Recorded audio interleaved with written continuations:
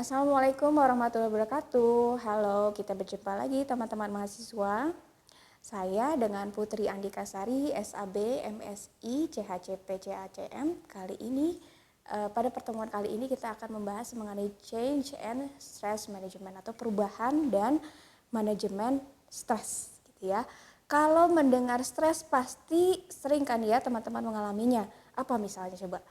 Stres karena nilai IPK turun. Nah, stres karena gak lulus ujian gitu ya, atau stres karena ditinggal pacar ya, mungkin kali seperti itu ya. Itu beberapa contoh stres yang sering kita temui konkret ya secara sederhana dalam kehidupan sehari-hari.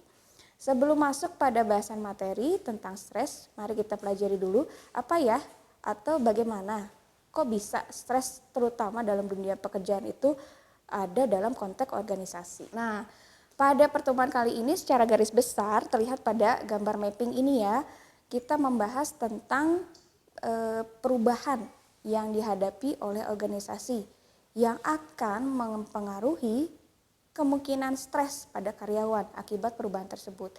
Kemudian bagaimana cara mengelola stres tersebut. Nah, yang pertama dari gambar ini bisa kita lihat bahwa ada beberapa faktor terjadinya perubahan dalam satu organisasi. Misalnya yang pertama, nature of the workforce. Alaminya, harafiahnya tentang si pekerjaan itu sendiri pasti nanti ada perubahan gitu.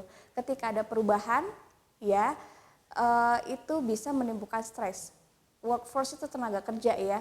Misalnya sekarang itu ada yang namanya generasi X, generasi milenial, bahkan nanti ada generasi alpha kali ya.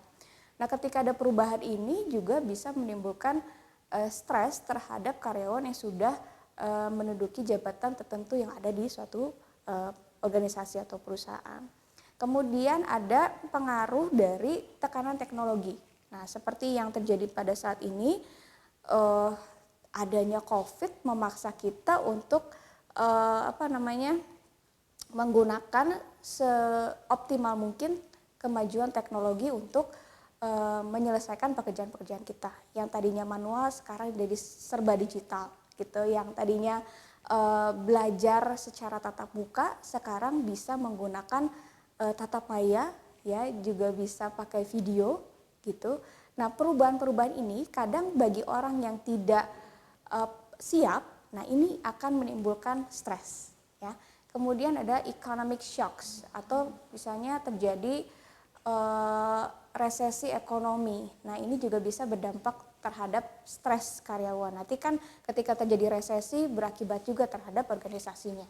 Kemudian terjadinya kompetisi dengan organisasi lain, kompetisi dengan perusahaan lain. Ini bisa membuat stres juga dari si karyawan ya, karena apa? Targetnya mungkin akan berubah, targetnya mungkin akan ditambahkan. Kemudian ada juga perubahan mengenai social trends. Sekarang itu apa-apa serba digital. Seorang itu biasanya curhatnya sama temannya, apa curhatnya sama Allah, sama Tuhan yang Maha Kuasa. Nah, sekarang bisa juga orang curhatnya itu di sosial media. Jadi kadang-kadang ada juga orang yang membaca itu, melihat itu tidak berkenan, akhirnya bisa juga bikin stres gitu ya. Nah, kemudian ada juga namanya world politics. Ya, ketika terjadi politik di dunia yang juga bisa berakibat terhadap perusahaan, juga bisa berpengaruh stres terhadap karyawan ya, karena ada perubahan seperti itu. Ketika misalnya investor itu meninggalkan perusahaan karena ada guncangan politik yang ada di suatu negara tersebut. Contohnya seperti itu. Akibat perubahan itu, maka biasanya kerap kali terjadi penolakan. Ibaratnya begini, keluar dari zona nyaman, istilahnya seperti itu ya. Nah, itu biasanya mengganggu sekali kan. Makanya pada gambar tadi dituliskan adanya resistensi, yang gambar awal banget ya. Adanya resistensi dari karyawan karena menolak untuk berubah. Penolakan tersebut terdapat dua bentuknya, yaitu karyawan menyuarakan secara langsung, secara terbuka, atau dapat pula secara implisit tetapi muncul ke perilakunya. Misalnya turunnya motivasi, turunnya loyalitas, meningkatnya kesalahan atau error, juga meningkatnya jumlah karyawan yang tidak masuk atau banyak yang abstain gitu ya. Nah, pada slide ini kita lihat ada dua faktor yang dapat memicu terjadinya penolakan tersebut. Penolakan perubahan yaitu individu dan juga organisasinya. Itu yang pertama bisa kita lihat ada faktor individu di selective information processing, habitnya, kebiasaan, security, dia merasa tidak aman gitu. Kalau misalnya nanti ada perubahan, nanti saya kayak gimana ya. Kemudian ada faktor ekonomi juga, fear of the unknown. Jadi dia ini kira-kira bisa nggak ya ke depannya karena dia nggak tahu sama sekali tentang perubahan itu. Atau juga berasal dari organizational resistance, threat to establish resource allocation. Jadi ada ancaman untuk mengembangkan alokasi sumber dayanya. Ada structural inertia itu berarti maksudnya ingin mempertahankan struktur yang ada gitu, nggak mau dia berubah. Kemudian ada limited focus of change, mungkin perusahaan ini, organisasi ini sangat terbatas ketika nanti ada perubahan. Ada threat to expertise, takut adanya orang-orang baru yang ahli di bidangnya. Takut juga nih misalnya ada perubahan posisi misalnya gitu ya. Threat to establish power relationship. Kemudian bagaimana caranya agar perubahan itu dapat diterima? Nah, ini ada beberapa jalan, yaitu dengan cara education and communication. Kita berikan education itu seperti ini ya, penyuluhan gitu ya. Kita berikan pendidikan, pengertian gitu ya, dengan cara kita berkomunikasi. Misalnya perubahan ini kenapa kita harus lakukan, karena ini dan ini gitu. Biasanya suka ada sosialisasi istilahnya ya. Kemudian jika terjadi resistensi masih terus adanya partisipasi. Kita libatkan orang-orang yang misalnya enggan untuk berubah, kita masukkan ke dalam struktur kita gitu ya, kita masukkan ke dalam dia take in charge gitu di dalam kepemimpinannya sekarang gitu ya. Kemudian ada facilitation and support. Jadi kita memberikan fasilitas dan juga dukungan. Ketika tidak takut gitu dengan perubahan, nah kita fasilitasi. Jangan takut, ini kita ada sarananya seperti ini, dan berikan support, dukungan, bisa dukungan materi atau fasilitas dan segala macam. Oke, masih juga ternyata menolak, nah berarti harus ada negosiasi. Negosiasi antara karyawan dengan pimpinannya, misalnya antar buruhnya, ada serikat buruhnya gitu ya, dengan jajaran direksi misalnya gitu. Kemudian bisa juga dilakukan manipulation atau co-optation gitu ya, dimanipulasi, akhirnya mereka bisa juga menerima perubahan itu. Kemudian bisa juga kita melakukan selecting people who accept change. Kita bisa memilih orang yang kira-kira nih bisa menerima perubahan, orang-orang yang adaptasinya cepat. Nah, itu kita bisa cari orang-orang seperti itu. Atau kalau misalnya tidak bisa juga dipaksa, ya, coercion. Oke. Nah, setelah dipilih beberapa cara di atas untuk perubahan, maka proses perubahan itu dapat dilihat pada gambar ini, ya. Ada unfreezing, ada movement, kemudian refreezing. Ini ada konsep dari Lewins ya.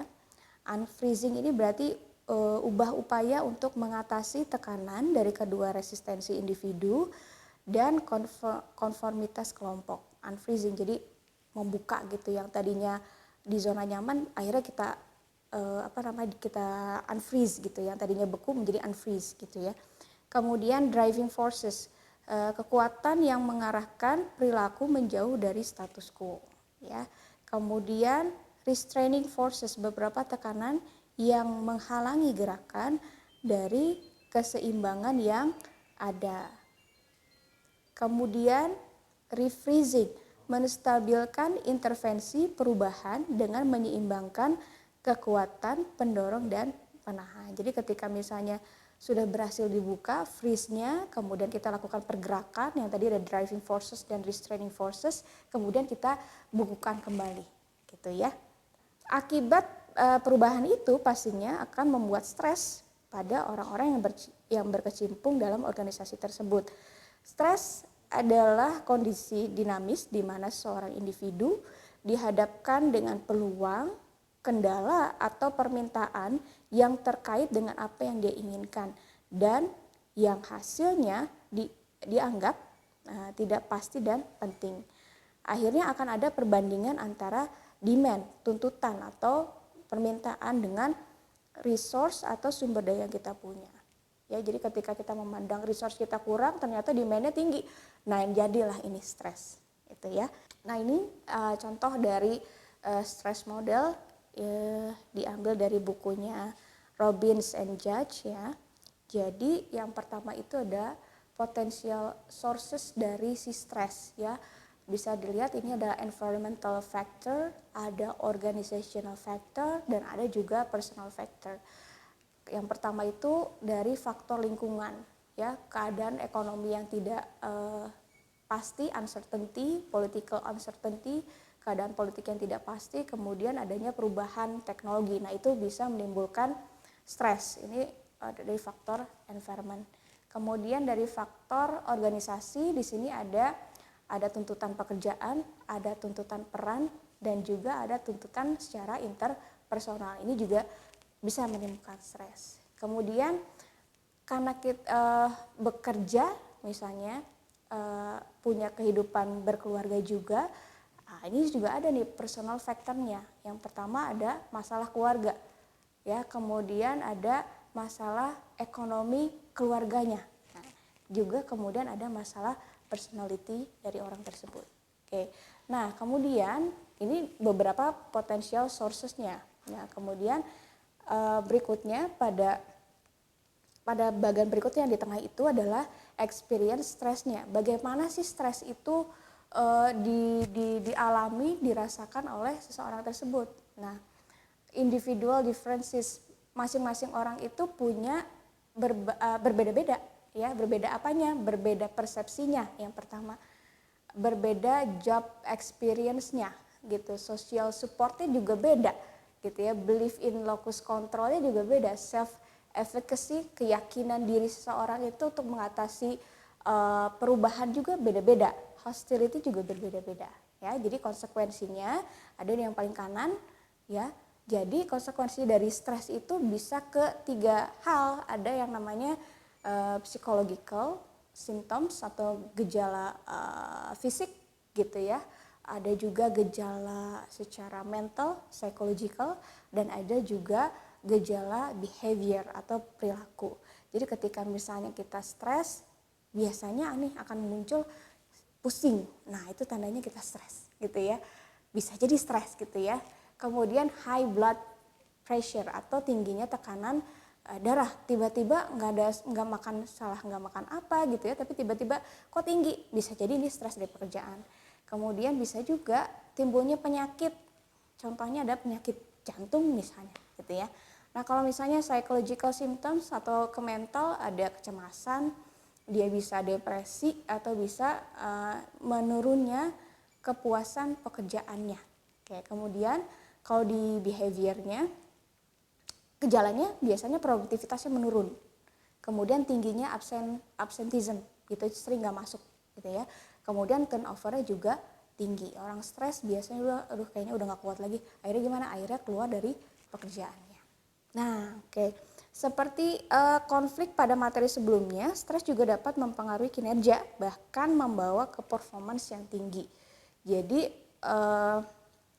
kalau yang tadi kan optimal juga ya. Nah, kalau ini juga sama, stres. Stres juga ketika misalnya itu optimal justru akan memberikan performance yang bagus juga. Jadi contohnya kalau kita mengerjakan sesuatu tapi itu enggak stres, sebenarnya dia apakah mengerti atau enggak. Nah, ketika dia mikir kemudian itu stres, nah justru kan bagus. Itu berarti dia berupaya untuk menyelesaikan tanggung jawabnya, pekerjaannya dengan sebaik mungkin gitu ya. Contohnya seperti kurvanya sama seperti yang tadi. Nah, bagaimana akhirnya kita dapat mengelola stres? Nah, yang pertama dari pendekatan individu. Nah, yang pertama nih ya, dari diri sendiri kita bisa mengimplementasikan time management. Kita bisa mengalokasikan waktu, mana sih yang prioritas, mana yang tidak. Kemudian increasing physical exercise, olahraga ya. Jadi kalau misalnya kita udah merasa udah penat, stres segala macam, akhirnya kita harus olahraga ya, karena dengan bergerak itu bisa menurunkan tingkat stres. Kemudian bisa juga relaxation training, misalnya seperti yoga gitu ya.